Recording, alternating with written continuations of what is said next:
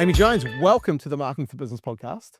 Good morning. Yeah, Thanks for having me. I'm excited to have you here. Hey, look, you're the co-founder of Nexus Blue Innovation.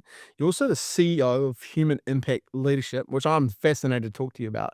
But you've also been a Tony Robbins Results Coach, which we're going to go into because I think there's a lot of good information in there that to help business owners. But you're also like training to be a pilot.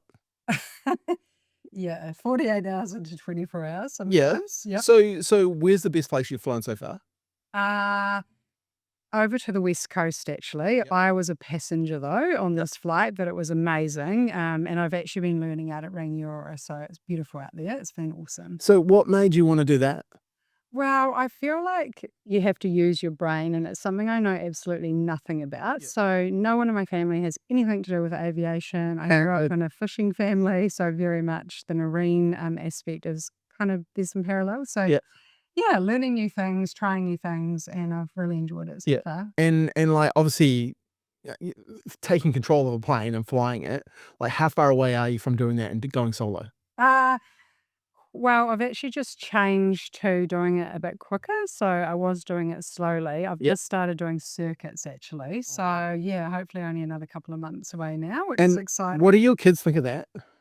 They think it's exciting, but I also think they think it's quite normal. They're like, "Oh, mum's off flying, or Yeah. mum's off doing a cold ocean swim, or whatever." Like it's sort of what they think is normal. Are they looking forward to going up with you? They are. Yeah. They are definitely. I say that now, but they're a handful of past. Tough. What would be the ultimate place to fly to for you? Like when now you get your license and like where are you going?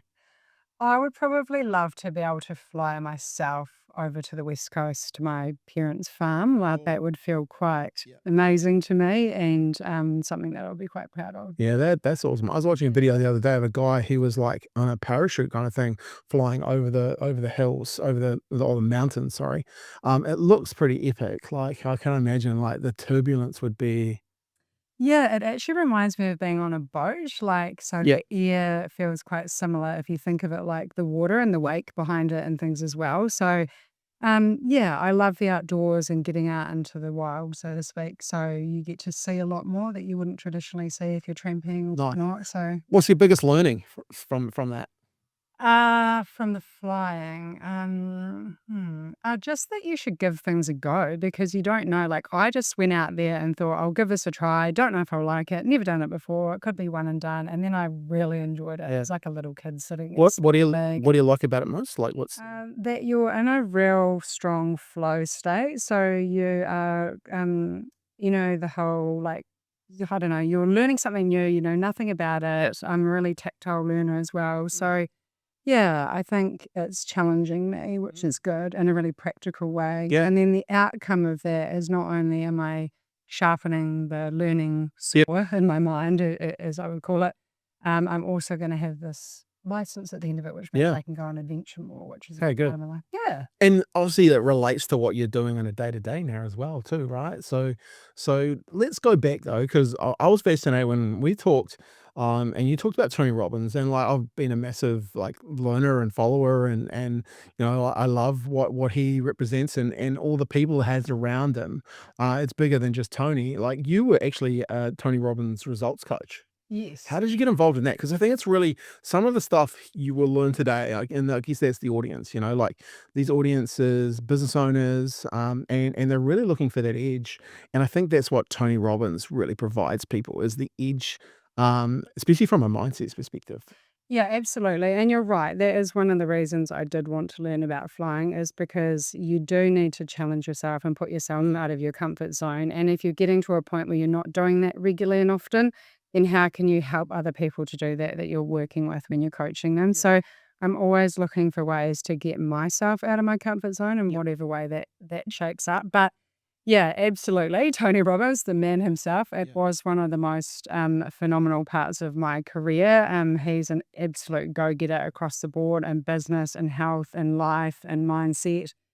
And one of the things I loved about working there, which was quite unique for me being in New Zealand, and there was one other lady who worked for him prior to me up in Auckland. But other than that, you're in this global team of people who are dispersed all over the world, and you're really leveling up yourself because you're learning a lot about innovation and automation and what's happening in other countries. And it's not only what you learn from the team, but it's the clients that you're working with as well. You've got True. that real entrepreneurial, hungry people that are Yeah. wanting to grow, people that are celebrating successes and wanting to learn from one another. And like the Americans are direct, right? Like, so That's what I love about it. yeah, like the training to become a Tony Robbins coach was brutal. Like it was 3 a.m. Zooms. I was in Texas for 2 weeks.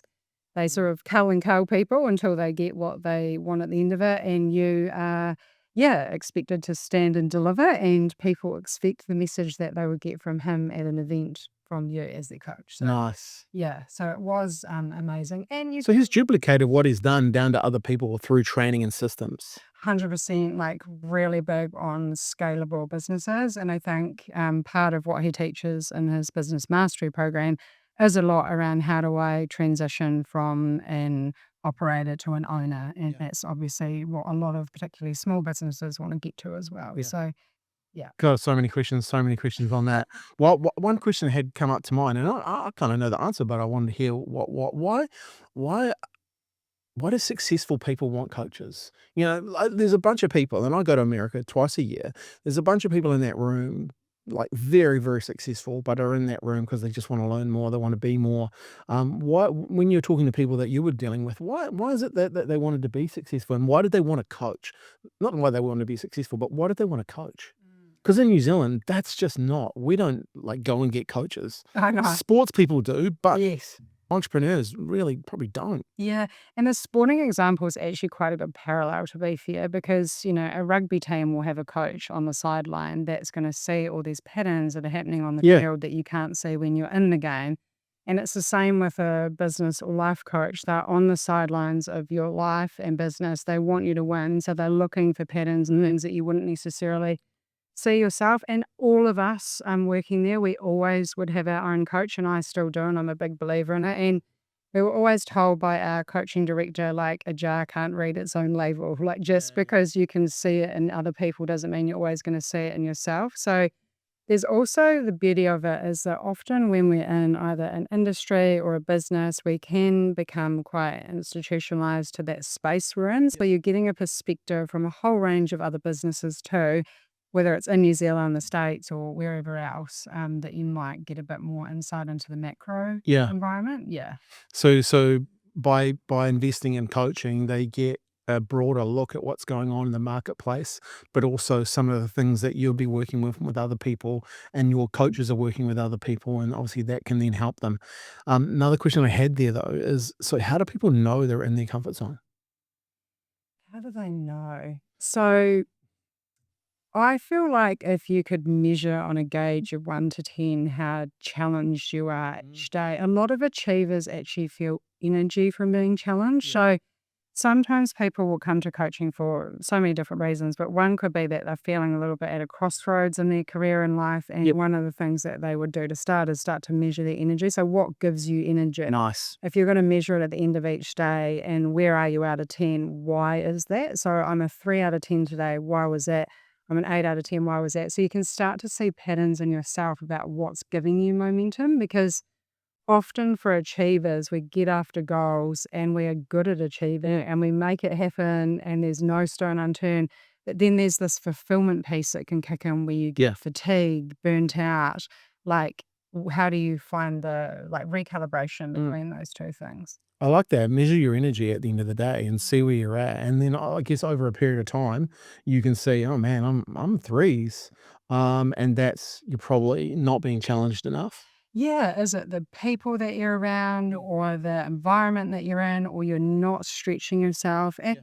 for a lot of people, it's why I wanted to learn the flying, like we talked about at the start, is like if you're really looking for it, you'll notice when you're in or out of your comfort zone. So there's the part of the brain called the reticular activating system, which is why if you buy a car, you see it everywhere on the road. True. If you decide, right, I'm going to go about my week and try and notice where I'm in or out of my comfort zone, you'll see it You'll really see it. quickly if you're Yep. looking for it. But if you're not looking for it, then you'll just carry on, because time will be taken from us regardless, right? Like there's so many things trying to take our Yeah. time and energy. Yeah.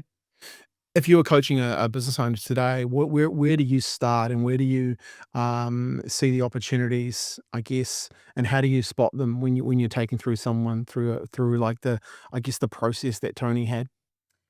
Yeah, so I guess I think a lot of success in a lot of businesses is the psychology of the leader, and I'm particularly interested in why people got into the role or the business in the first place. And if you can get to um, the kind of the greenfield foundation as to why this person is in this leadership role or why this business was founded in the first place, often you can anchor them back to that moment as to why they started Yep. the business. So part of that involves quite a bit of diagnostic work, which can happen really quickly in a real quick power hour conversation, so to speak, around what are the challenges, what are the roadblocks, what do you see as disruptors coming to your business, this industry, and Yep. where do you see your gaps? And then sometimes I'd wrap psychometric testing around it too, just as an added tool, Yeah. because we always use disc and motivators when I was coaching. I find it really useful. It's simple, quick, layman's terms, and it helps you move people through blocks really quickly, Yeah. often that they don't even know Don't. they have. Yeah. Yeah.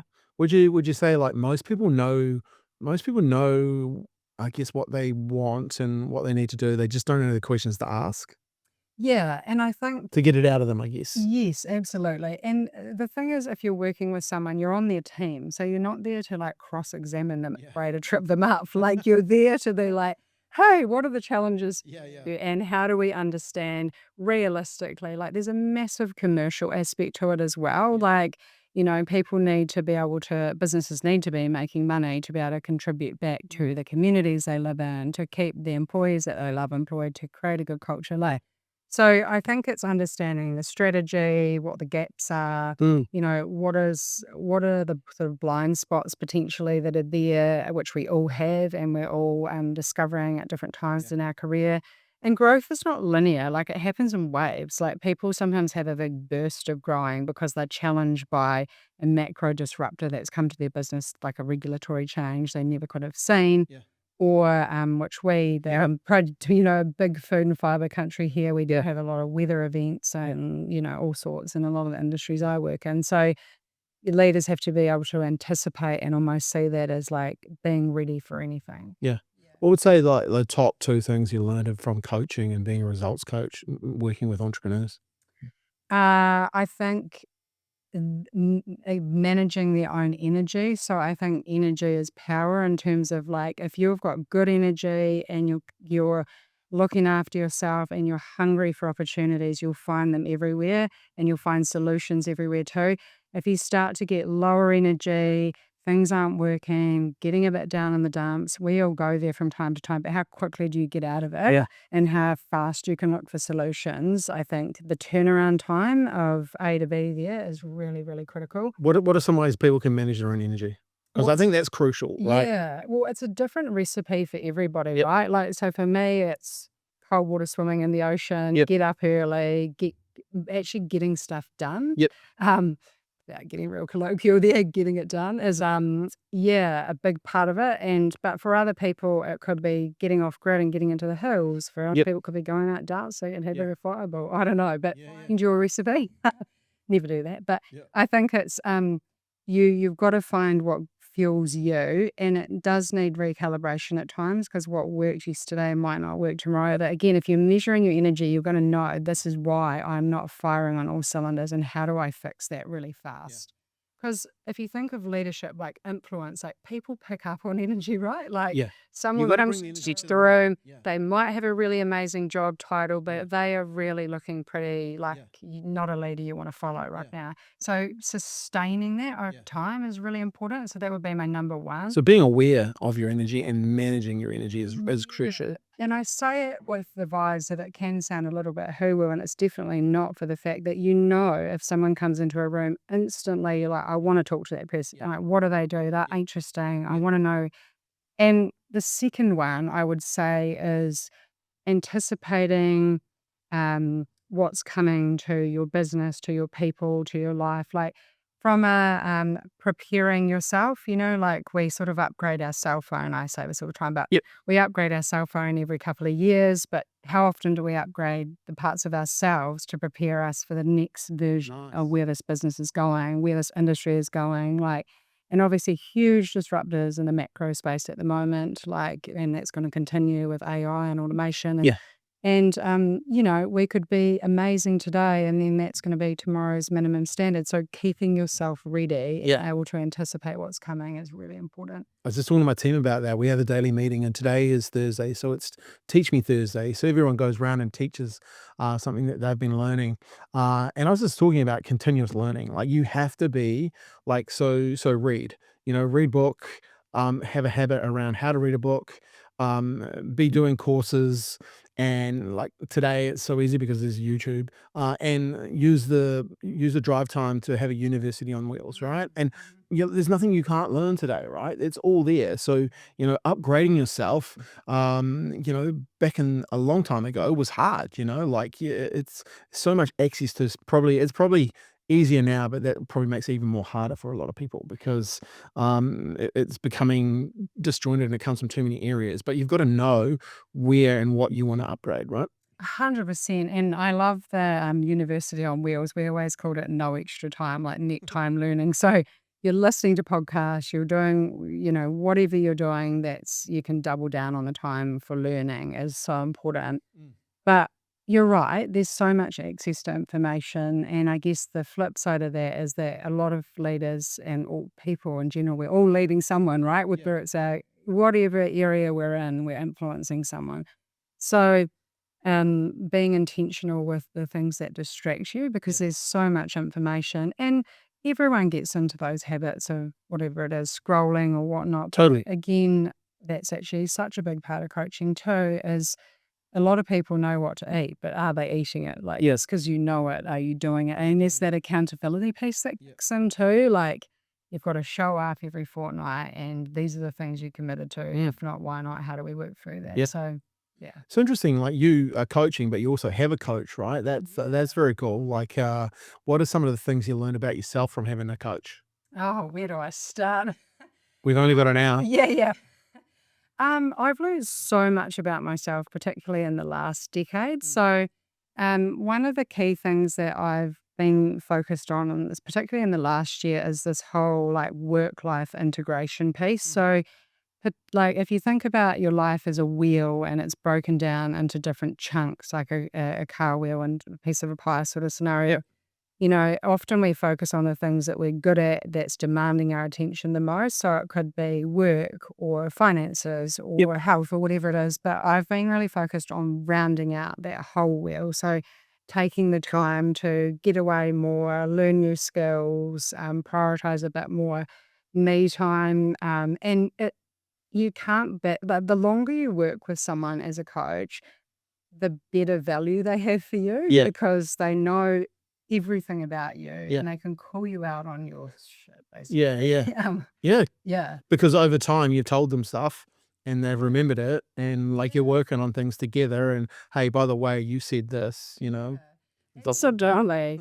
And like, hang on a minute, last year you said you were going to do this, like, or sometimes for me, a lot of it is around you're just taking on so many different goals and Yep. getting after them and you thrive off it, but just making sure that you're building in that like self-care piece as well, which with 3 kids and a Yeah. couple of businesses on the Yeah. go, you've got to be really Yeah. intentional about it. So Having someone in your court just to catch you as well when that happens. yeah. I know we have a business coach out of the US, and one of the good things I love about it is like every 90 days, like we have a whole day session, and we do stuff in between. But every 90 days, it's like it gives you a chance to look back as well. And I Yes. think that's accountability that a lot of people, no, I guess no one really wants it, but if you're smart enough, it's one of the keys to moving yourself forward. The ability to look back, ability to go, okay, this worked, this worked, this worked, this didn't work so much.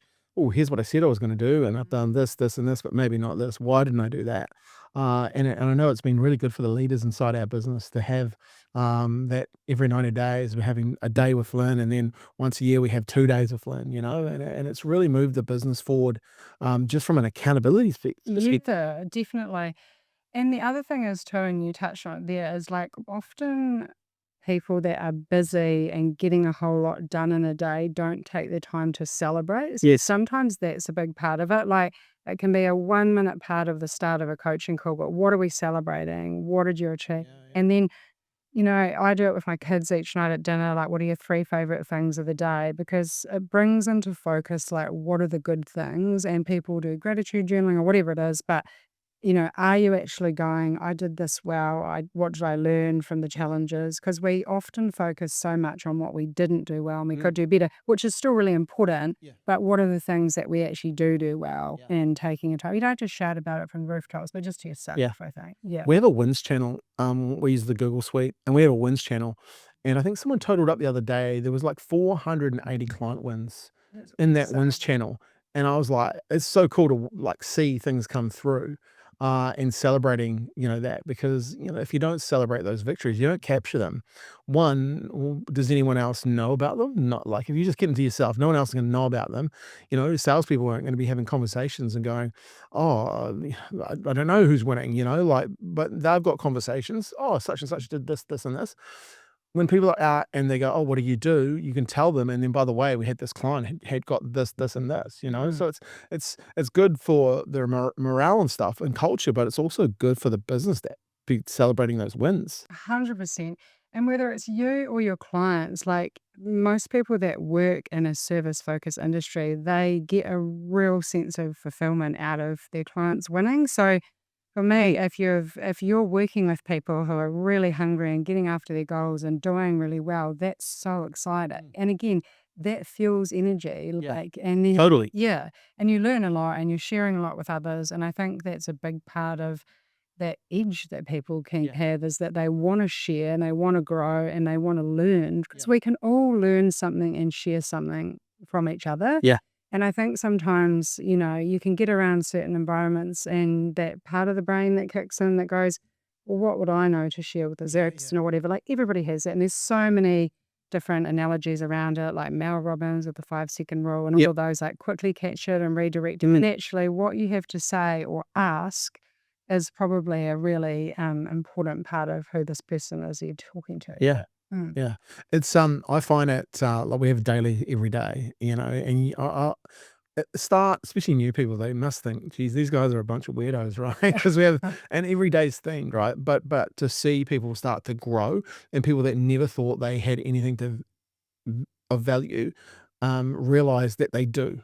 And they start to come forward and they start to blossom, which I just think is fantastic, because people have stuff to share and they shouldn't be afraid. I guess it's creating an environment where they can, right?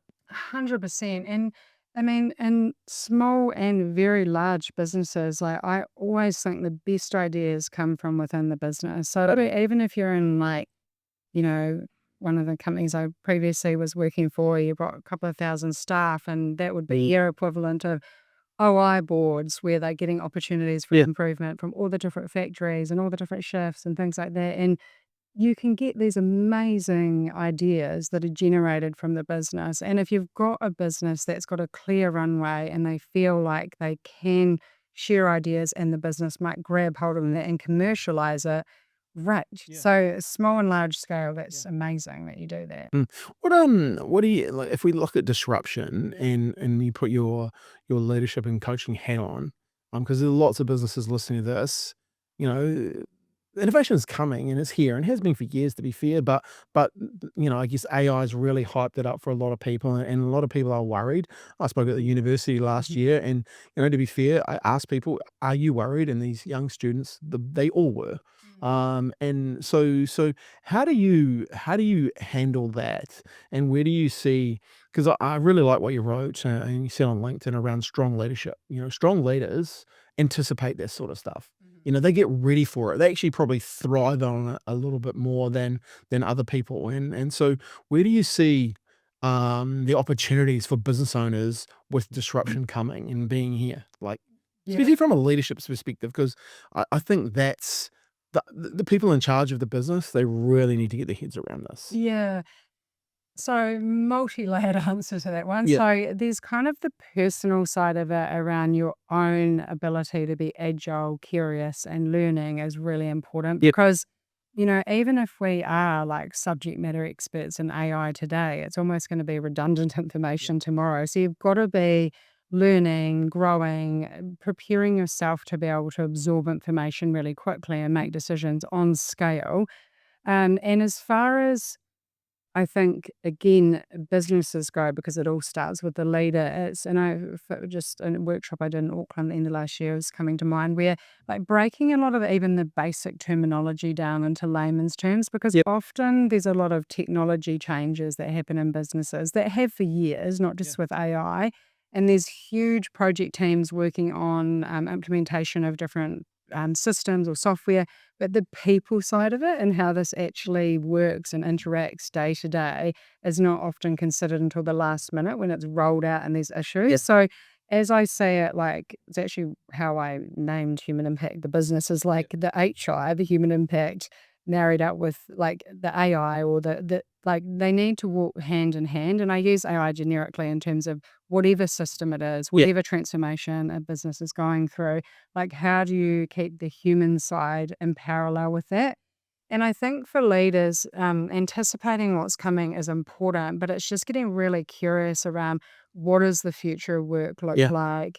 There's a big organizational design piece in there for a lot of businesses too. Like, where is the automation likely to come from? How can you pilot that in departments where you know that there's a really high performing team that they will see this as a good positive result, and then they can go out and be more effective elsewhere. Yeah. Because I think if people can also see it as a tool to allow businesses to go further faster, then to your point earlier, everyone's going to be looking for opportunities Yeah. to utilize these Yeah. tools as opposed to having a fear around what if I use AI or any sort of automated system and then my job Mm. isn't there anymore. But actually, if you're growing and learning and developing Yeah. yourself, what if I find an innovation that creates efficiency?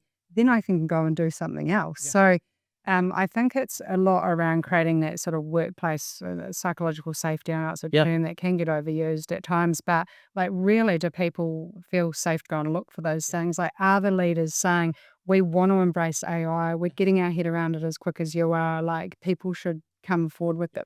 And particularly, sorry, the university aspect is interesting to me because for young people coming into the workforce, like, I think it's amazing the skills and tools and opportunities that they will have that will be different to Yeah. when we were at Totally. university. And, like, they will have a significant advantage career-wise in that sense, and it actually reminds me, one of my brothers is a heavy diesel mechanic, and, I remember when he first qualified, and it was when all the computer diagnostic stuff was coming. True. So he was, like, the most sought after Yeah. Yeah. mechanic in the mine he was in Australia because he had the obviously technical Yeah. piece, but yeah.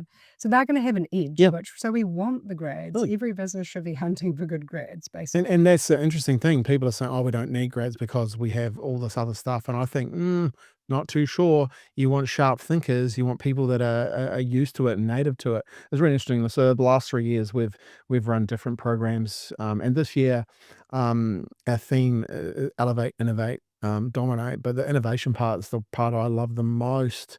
When it comes to, so we would say to people, "Okay, you got to find an hour a week. Mhm. What technology could you use to find an hour a week?" And over the years, I've had some really, really cool stuff. But Mhm. even this morning, in our Teach Me, Rachel, she came up with, she's using Gemini, and Gemini, when you put your into linked into your Google Drive, when you put a video in there, automatically summarizes now your video.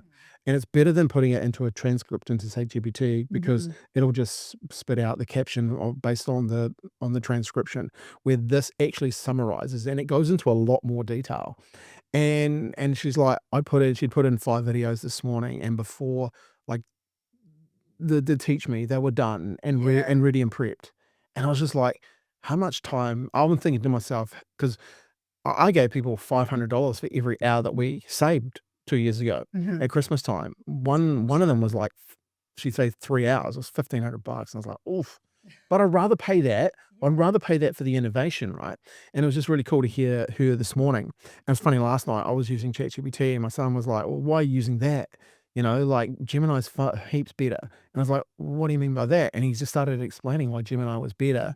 And I know Gemini's better, but I was just, at the time I was using ChatGPT. So is that, to your point, like younger people are just learning this stuff now. He's 12. He knows how to do what he needs Yes. to do, right? It's Yeah. incredible how, but I just think, empowering people to use these tools and to find ways themselves is the best thing in a business. 100%. I mean, you're absolutely right. You see that in your kids too. Like, I mean, my kids will grab my phone at times and I'm like, I don't know how to reverse what on their fifth foot on my screen or, Yeah. and because they grew up with this technology. So they are going to have an edge, which I think we as business owners should embrace. And, we want the innovation that comes from the cutting edge of what's coming out of universities to be coming into the businesses as well. But as you say, like to your point around going to the States a couple of times a year, it depends on what industry or business you're in, but like getting to those conferences that you traditionally might have been a bit too busy for. I've been that person many times, but like there is change happening at Yeah. such a rapid pace, and it is so important to understand Yeah. what's happening. And I think in terms of industry life cycle, like we always used to look at it like, where is the industry and the life cycle of, like, say, from a baby to a toddler to a teenager to, right through. And where is our business in relation to that? Because Mhm. you've got to look at that. If you've got a mismatch whereby, tell me if I'm getting out of step with the way I'm explaining it, but if you've got a business that is new and it's a toddler and it's growing and an industry that is aging, Yeah, yeah. probably not Yeah. going to be here in Yeah. 10 years, like you got to really think about that because we Well, can fall in love with our businesses instead of falling in love with our clients and yeah. what they actually need and Yeah. what, and is that going to be around in five So true. years, whatever. So, Yeah, yeah. so true. Like the life cycle of a business and the products, you only have to look at, like, say, the camera industry, like, and things like that, Yes. Yeah. which is, there's so many examples examples of that. Hey, it's 2026. You're listening to this podcast and you've probably heard of AI. So here's what I want you to do. We've created a free playbook that'll actually help you with AI and help your business get recommended. So all you need to do is go to the show notes or the link that's in this video, and I'll send you this playbook for free. When you look at in human impact and the reason why you created it, what are some of the common themes that you're starting to see inside businesses when you're talking to leaders and people inside businesses when it comes to disruption? Are there any common themes coming up? Or, like, are there people, I guess, doing and trying to find productivity gains? What are some of the things you see people doing well and maybe not so well? Mm. Yeah, I mean, I think every business wants the productivity gains, but I Every think business starts. yeah, I don't need a business, so he sure, does it. yeah. Like, But, yes, absolutely, you're right. So I think productivity gains but just on that, working harder is not the answer, I don't believe, no, yes, absolutely. you know? And I think there's Or making your people work harder, yes, and you I know? think that undercurrent of having a really strong work ethic, which a lot of people have, but leverage towards innovation and future of work and opportunities is like where the best opportunity is for people. So they're channeling that drive towards future work. What's coming? What does this mean? But in terms of, I mean, themes, I think. No different to any other country or other industries. I think a lot of people are trying to get their head around future of work and what that looks like. I think there has been still quite a lot of disruption long term post COVID in terms of cultural impact Yeah. on a business. So when I What do you mean by that? when I was working in the Tony Robbins team, for example, we were a completely remote team. So we were on Zoom before Zoom was even a thing. Yeah, yeah. And then obviously a lot of people were working from home. There's businesses trying to understand how do we have a hybrid workforce? How do you build a culture with a Yeah, hybrid, like multi time zone yeah. workforce? So there's lots of, I think, challenges, but where there's challenge, there's opportunity. I Mm, think. Um, I guess I always admire leaders because they're under so much pressure. And I think there's always going to be things that they find hard. And I think one of the things is that change is happening so quickly, you want to be leading this business in the best possible way Yeah. that you can, but that goalpost is shifting so fast. So what does that mean? Yeah. And that happens, I guess, nationally from regulatory changes and all sorts of stuff happening, but it's also like globally, there's a lot of disruption. Yeah. So again, I think people are wanting to know, they want the change, they want the efficiency, to your point, but how do I do it? And I think a lot of people can get caught up in what we used to always call like the tyranny of how. Like, if you think so much about how you're going to do it, you're not going to actually know what you're trying to do. So, what are you after? Like, what is the bullseye? Yeah, you can change it. But if you know what the bullseye is that you're after, then you can actually find ways of working out the how. There's so many clever people in this world. Like you say, it can be online, they can be coaches, can be friends, they can be in the business. But if you know what you're after, you'll find the way to get there. You need to know what you're targeting. And that's where people can get into meetings where there's no outcome, into a strategy that people aren't passionate about anymore. Like, what's the bullseye? And is that exciting for the people that are Yeah. trying to get after it? Yeah. And I think that's important, like figuring out the bullseye, like where are you going to go? And being really, really clear on that first, because if you're not, then that's when the burnout happens. You start 100%. going round and round and round. Quick question though, do you think people are going to be get left behind? I think, yeah, I do think people will adapt to changes at a Yep. different speed. So I think people will, everyone knows people who are right at the cutting edge of this sort of stuff and they're excited about it and they're learning and they're always sharing, have you seen this? Have you seen Yeah. this? And that's really awesome. And then you get the people that are curiously sitting at that going, as soon as I see something that works, I'll be on it like that. Yeah, so fast followers, right? So, and then there's people that are only going to do it when they're forced to do it because there's significant disruption coming to their business, their industry. And so, yeah, if people are in that camp and they don't have the ability to turn things around quickly, yes, could get left behind, or things could change significantly for them too. And obviously, no one wants businesses to Yeah. not be doing well, of course. But yeah, I do think that there's that. It's all if the leader has got a real clear direction and then that disseminates down to the business and people are engaged and they've got the hunger, we will get there. Yeah. But also, we can all, to your point, get busy being busy. There's always something to do. Yeah. Is it towards this Yeah. outcome? Yeah. I think technology, and if you just don't even look over technology over the years, whether it's been, the invention of a tractor, when there's a whole bunch of stuff where it all just created other jobs as well, right? Yeah. Other opportunities. And it might not be, and I think you just have to keep your mind open to that. Like whatever technology, humans have been really good at adapting, you Yes, know? 100%. And some people adapt faster than others, to your point, and then some people only do it when they see it working, and then other people, finally have to come along. But I think that's what's the one thing I love, with when you talk about human impact, there'll be people, and I was actually in a conference, and I go there, I love it, like the all agencies around the world, and they had an AI panel up, and some of the stuff these guys were sharing was absolutely unbelievable from a digital marketing perspective, and it's still early, it's still way early, Yeah. and some of their bets, like they're betting $1 million on this thing, and this thing, and then another guy was betting 700 grand on this thing and this thing and this thing. Yeah.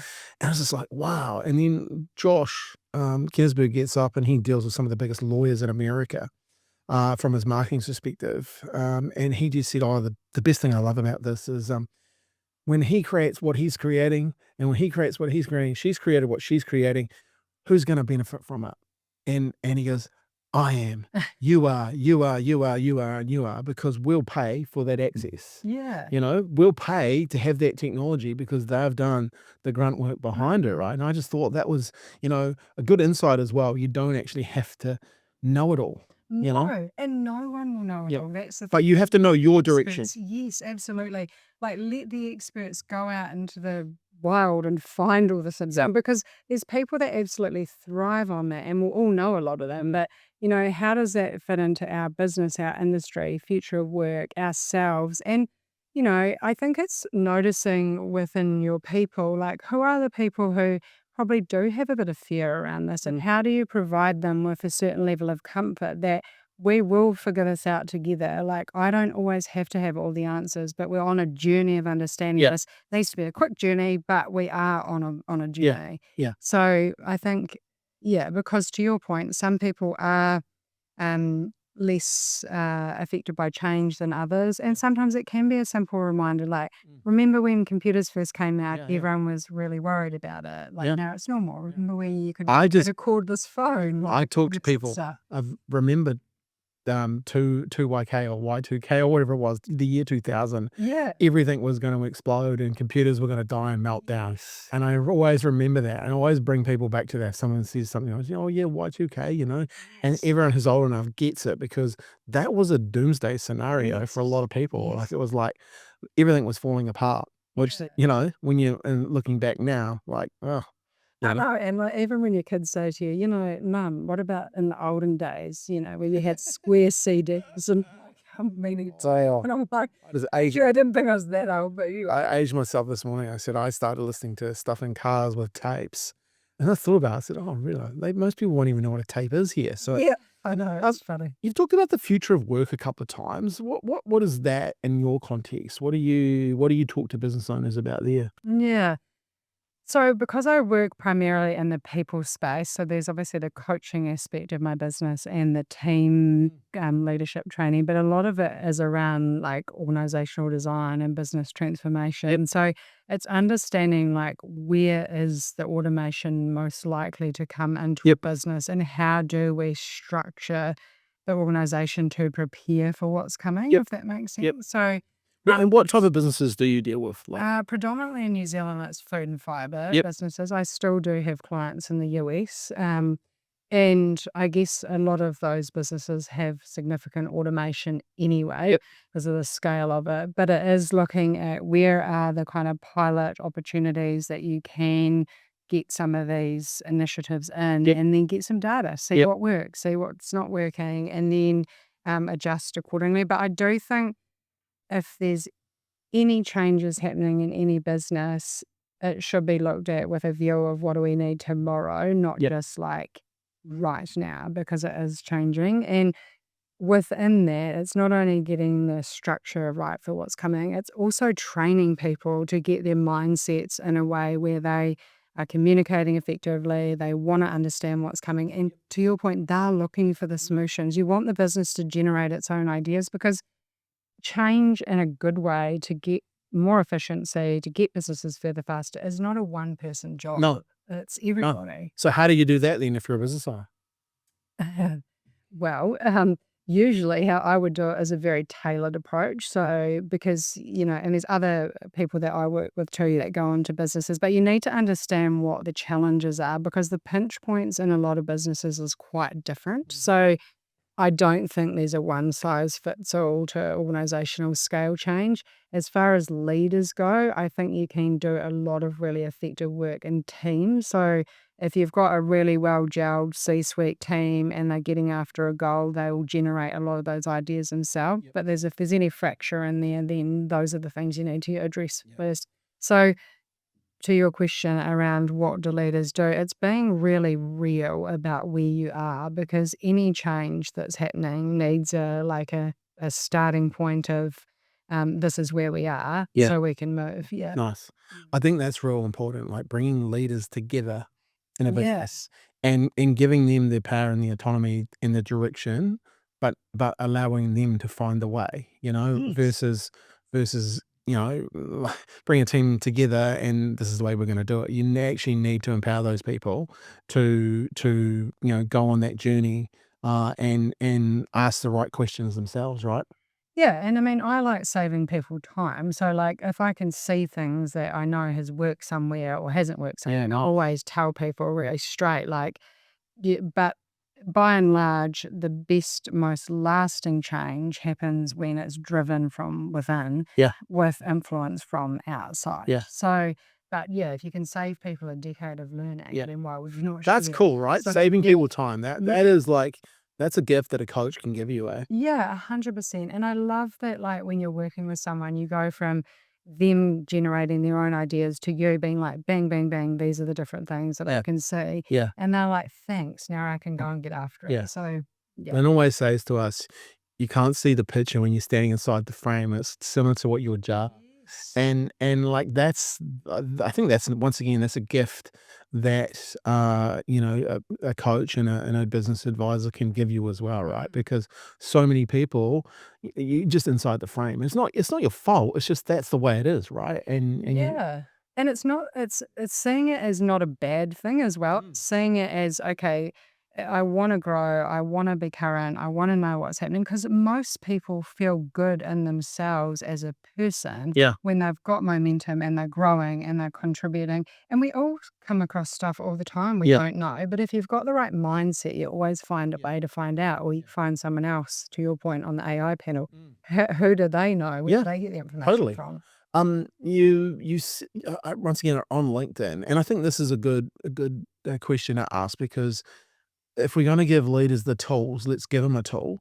If we want to sharpen their mindset, and it was around asking powerful questions, but short powerful questions, and not having like an hour meeting. You're actually having a 10-minute meeting, and I wanted to talk through the questions through you and why they're so important. So if you're talking with a leader and the business, and asking what's working well for you this week, I think that's a great question to ask, and not many people are asking that question. Um, so what is the impact? I guess when you're bringing leaders together and then you know, working on their mindset, what are you doing in those coaching moments? I guess that's what I'm trying to understand is like, you're asking a question like that, what are you listening for? Mm. Well, to start with, before you even ask the question, I think never underestimate the power of giving someone your full attention. So often we are so scattered and distracted between emails and things coming in us that even if you're having a meeting with someone, you're hardly even Yeah. present. So you can feel when someone is giving you their full attention. So full attention, quick meeting, ask good questions, then you're going to get better answers. So Brilliant. yeah, so That's a good start, right? yeah, so if you start with like, okay, what is the outcome in my mind as to why we're here? So I'm here to understand what's happening in this person's world, see where the blocks are. Because if you're a leader, half of your role is to clear a runway so people can get on with doing their job. Nice. So if you're asking what's going well, you get a sense really quickly of one, what's going well, obviously, but then the flip side of that of what isn't going well, Mm. because usually people that have got stuff that's challenging will be like, it's hard to think of anything that's going well Yeah, because of blah, blah, yeah. blah, blah, blah. And So the so, inverse thinking is actually probably a better way to do that, right? Like, okay, yeah, well, give me everything that's exactly. not going well. Yeah, so like full attention, start with what is going well, and then you want to look at like what is getting in the way for you or what are the roadblocks. Because as a leader, and I've seen businesses have massive commercial and efficiency outcomes from like leaders that are clearing the runway, let people do their job, Mm. and often removing roadblocks or getting things approved quickly or whatever it is that's stopping this person being effective or motivated or Yeah, even happy, yeah. you can get traction a lot quicker. I like what you said there, clearing the runway. That's your job. And I think that's so, so important. Like even this morning from the conversations that we had, Jean was talking about a piece of software and how effective this piece of software is. But I could tell from her conversation, she didn't. And I said straight away, how much is this software? And she's like, it's $20. I said, sweet, go get it. Yeah. But she's new and she doesn't know that you can just go spend that sort of money. Yeah. But it's like, that's like clearing the runway. Let's go get it. Yeah. But that's going to make you more efficient, right? Yes, absolutely. And I think part of that too, as I always have said to people when they're coming to work for me, is like, if you, because we're all busy, right? And we Mm, get in meetings, I'm like, if what you are waiting on is holding you up, mm, like, find a way to get hold of me. Like, I don't want people's day to be slowed down because they're waiting for something to be approved or whatever it is. So it's setting the tone with the team to mm. start with Yep. for like what's important to you. And I just don't like people being slowed down for themselves Yep. as well as obviously the business. So So the next question you had is what roadblocks do you have? I guess that's kind of inverse thinking a wee bit. mm, And then the next one is what do you need from me? mm. That's a challenging question to ask because what if they just start downloading on you?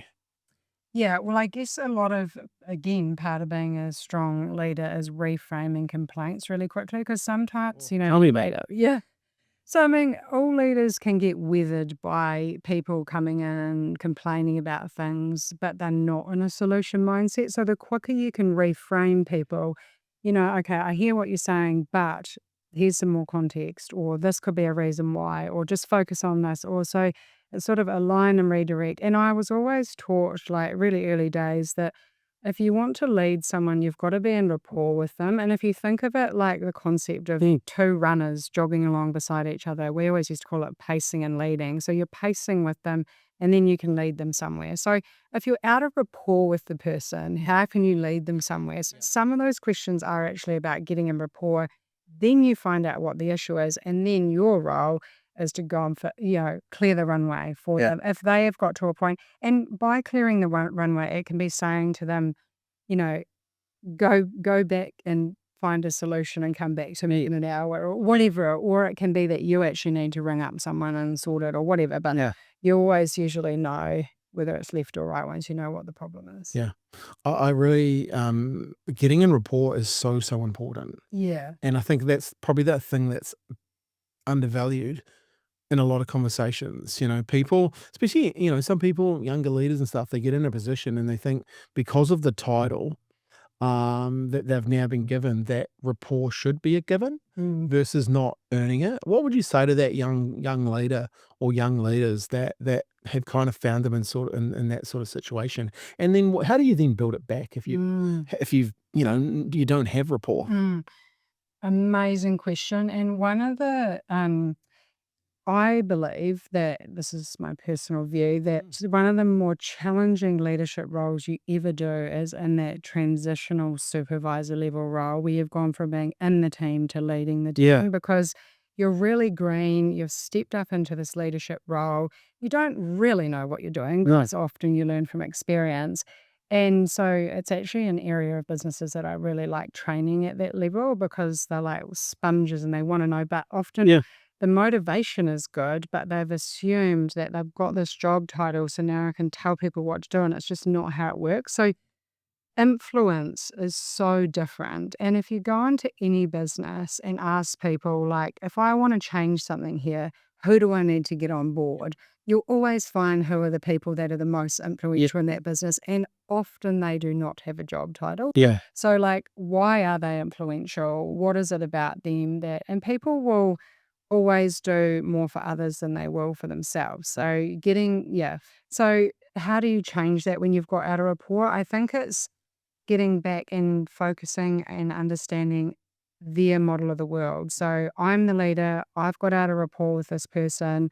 What is their model of the world? Like, why are they out of rapport with me? Do they feel disheartened that I got this job in the first place? Like, Yep. what's going on for them? Yep. So you've kind of got to do a bit of like quick diagnostic work yourself around trying to understand. It's like hearts and minds stuff. Like, how do I get back in rapport with this person? And not in a manipulative way by any stretch. It's just you're there, you care. People can always tell what your motivation Yeah. is True. when you're, yeah. So I think, but I do think that area in particular, like if you are at that level of leadership, you want to be learning as much as you can, as quick as you can, Yeah. because you're learning on the job, you're going to be tired, you're probably a lot of the time people come up through a business and they get promoted from within a team. So the dynamic changes.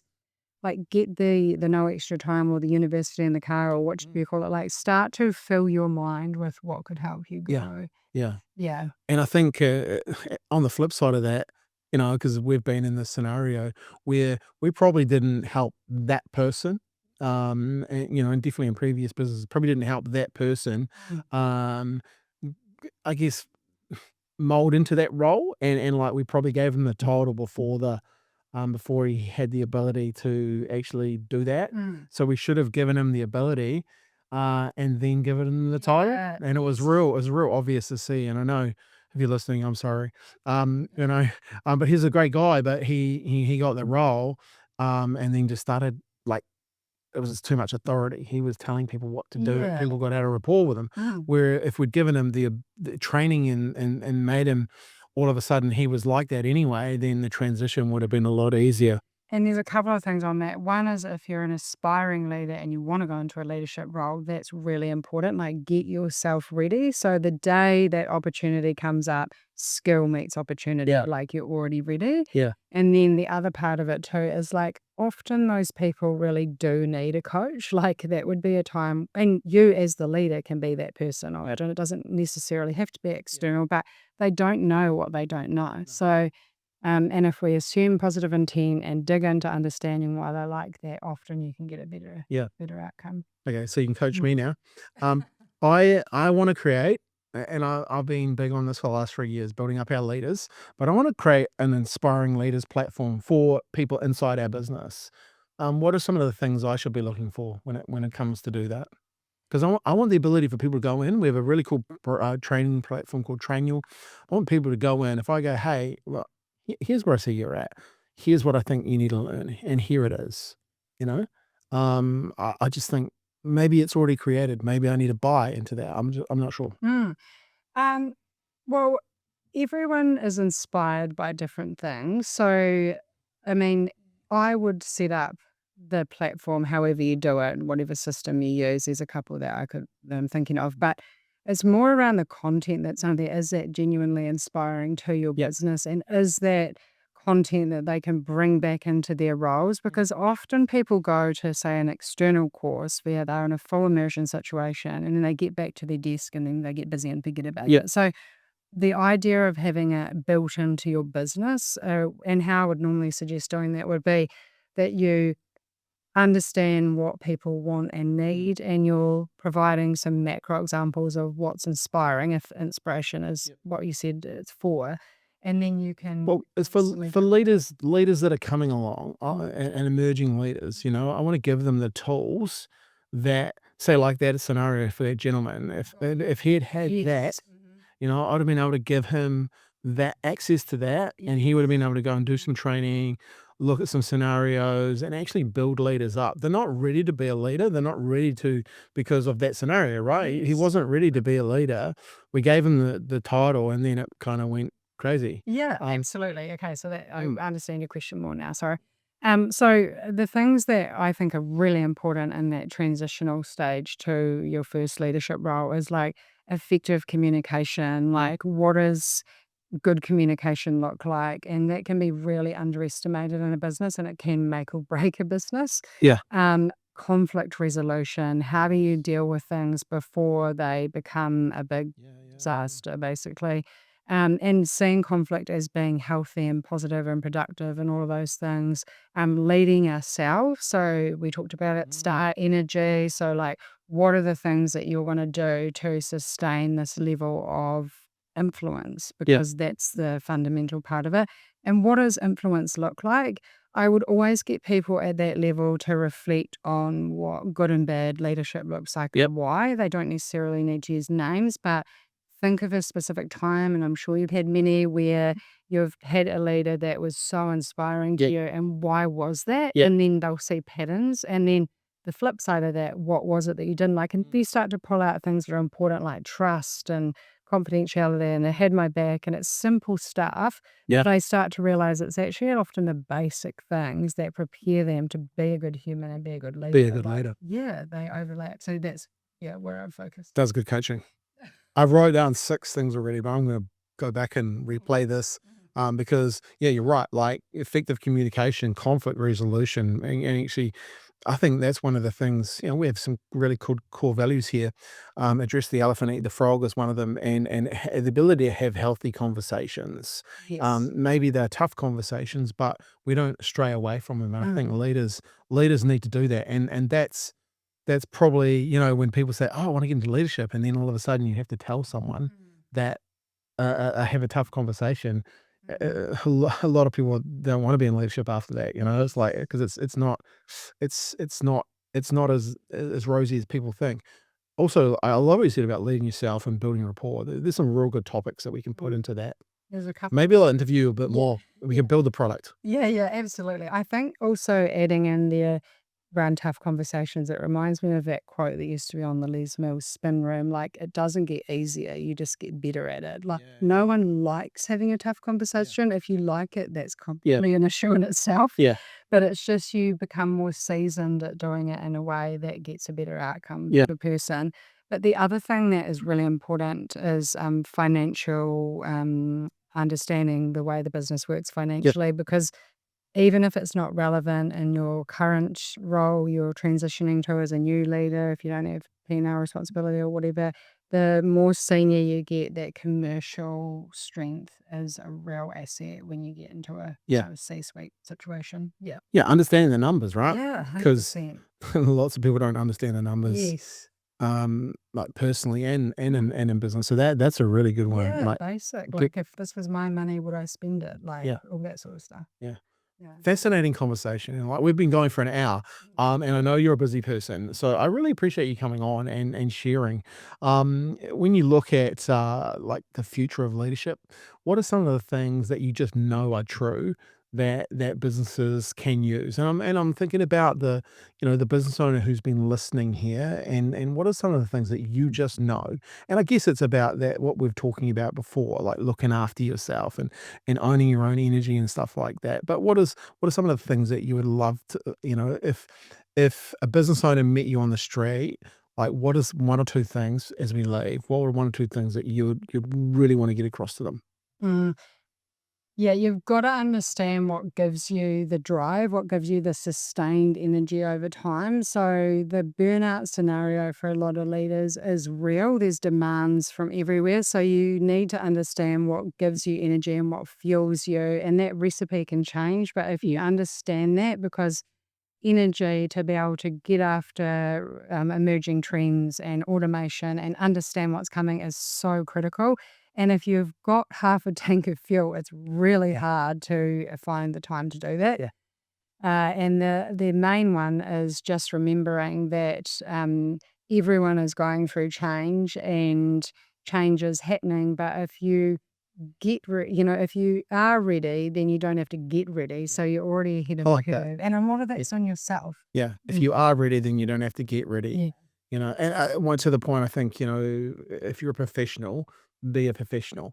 Like, Yeah. like you have to do the hours of the training, the learning, and the sacrifice if you want this. Otherwise, someone else is going to want it, and one day you want to meet them, and you're going to lose.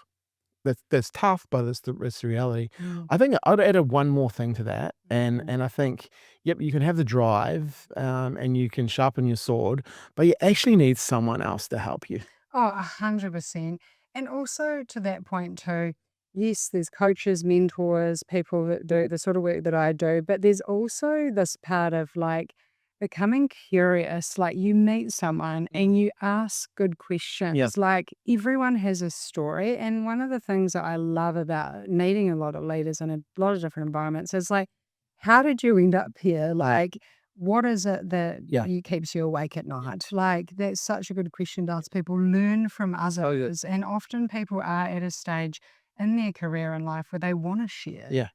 Yeah, Um, be surprised how many people want to share, yeah, you know? absolutely. And Yeah. yeah, I've definitely been lucky enough to be curious. I don't know why, Yeah. but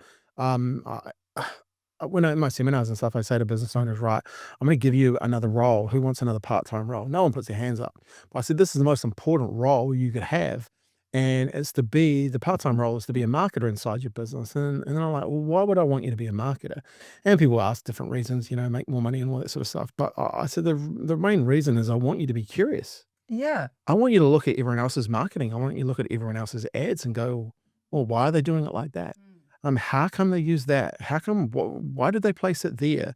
And like be curious because the more curious you can be in life, I do say this to my son, the more questions and curious you can be, the better you'll and quicker you'll learn, right? Because there's so many people out there that are just one step ahead of you. Mm. That if you just phone them up and ask them some questions or got to meet them, go and have a coffee with them or buy them lunch, they actually will give you the time and they will give you some of those Mm. answers, right? You've got to be Yes. brave enough to ask. Mm. And I do think that touches on a good point around proximity. Like, Mm. we've all heard the quote before around you're the sum of the five people you spend the most time with, but actually who is influencing you? Like, I'm really fortunate whereby I have two really close friends. We walk in the hills at 5 o'clock in the morning. few times a week. In our entrepreneurial minds, we chat about all range of Yeah. topics, and that is really uplifting to me. And we all learn a lot from each other. But proximity of who you're around, like who is influencing you, is that the influence that you want? Yeah. And if not, why not? And you've got to find your people. Like Love it. it's really important. Yeah, and you've got to own that, right? Mm. And you've got to add value at the same time. Don't just turn up and suck people for everything that they've got. Yeah, Like, absolutely. add value in your way. And then I'd say, like, if you, well, one of my teams had a conversation with a guy in America this week, and I said to John, hey, man, just make sure you reach out to him today and just tell him what you've been doing since the conversation. Yeah. Because that person wants to know, they just want to know that they had a conversation with you. They actually want to know the impact of that conversation. And so he's going to reach out today and just talk about that. Because I think that's another thing. Hey, if someone gives you some time, make sure that you go back and let them know what you've been doing. Because Yes. loads of people don't do anything.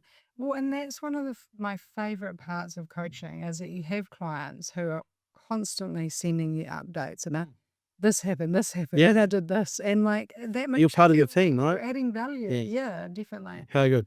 Amy, this has been fantastic. Thank you for coming on. How do people get hold of you? So humanimpact.co.nz is the website, I Yep. think. And yeah, I'm sure we can share my details on We LinkedIn will. or wherever. Yeah, we Yeah. will. We'll put everything in the show notes. But look, I really appreciate you coming on. Like, we've had a great conversation. I think we could talk for hours, but it's been nearly 65 minutes, and I know you're busy. I'm busy. So I really appreciate it. Right. So your job. You've had a listen. I think there's been some really, really good topics discussed here. I'm really going to look at owning my energy more. It's something that I think I'm reasonably good at, but I think I could be another level. And I'm really going to look at some of those things I can do to empower my leaders even further. So here's the thing. I'm going to ask of you though. You've been listening to this. You might even see a couple of shorts coming out on LinkedIn or Instagram. Please share them. Please share the podcast. Like we've always looking to reach new people, and we really appreciate the people that are listening. But we know if we want to make an impact, then we need more people to listen. And I really appreciate the people sharing the podcast, tagging me in. It's so cool that people are. I know a guy listened this morning. We got a lead yesterday. He was listening to Kane's podcast. Kane's podcast was the third podcast I recorded. I think we're up to 200 and something now. But that's the life of a podcast. Like, it sticks around and impacts people. So that person has been really inspired by what he learned from the conversation, and that's what we want. So your job is go out and share it. Okay. Until then, though, you got to go and have fun. You got to take some action, and as always, remember, celebrate your victories. Absolutely. Thanks, everybody. Take care.